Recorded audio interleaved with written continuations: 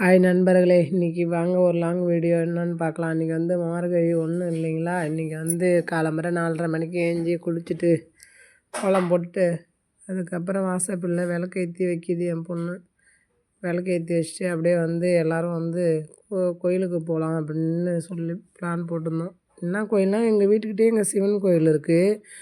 ரொம்ப தூரம் இல்லை, எங்கள் கிட்ட தான். அப்படியே போயிட்டு வந்துடலான்ட்டு கோலம் போட்டுட்டு வாசலில் பிள்ளையார் பிடிச்சி வச்சுட்டு அதுக்கப்புறம் வந்து இங்கே பாருங்கள், இது விளக்கேற்றி வச்சுருக்கோம். இதுமாரி மார்கழி மாதம் வந்து ஏற்றி வச்சா நல்லதுன்னு சொன்னாங்களா, அதனால் நான் இவ்வளோ நாள் செஞ்சதில்லை.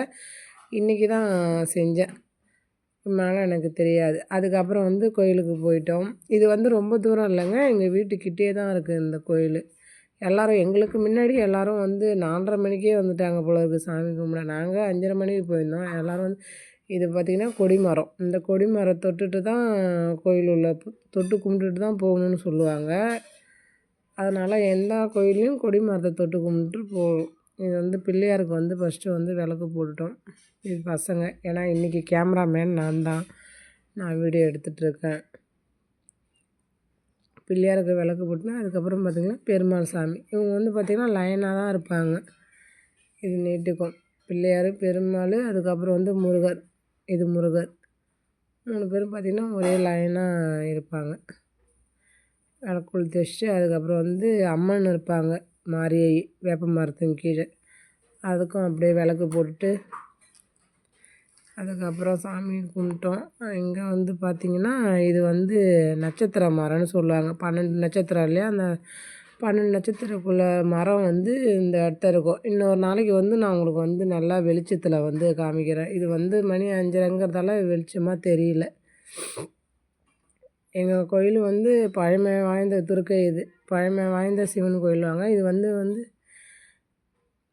வந்து என்ன சொல்லுவாங்க,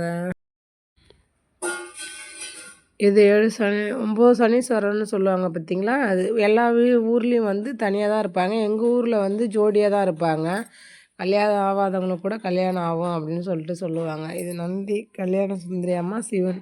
எல்லோரும் வந்து நிறைய பேர் விளக்கு போட்டு இன்றைக்கி கும்பிட்றாங்க.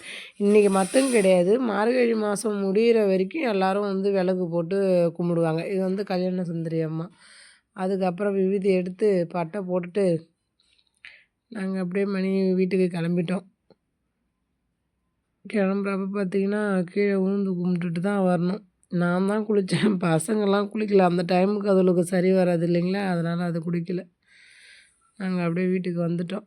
வீட்டுக்கு வந்து சாமி கும்பிட்டுட்டு அவ்வளோதான் என்னோடய வீடியோ. பிடிச்சிருந்தா லைக் பண்ணுங்கள், ஷேர் பண்ணுங்கள். நீங்களும் காலம்பரை ஏஞ்சி எல்லோரும் வந்து சாமி கும்பிடுங்க.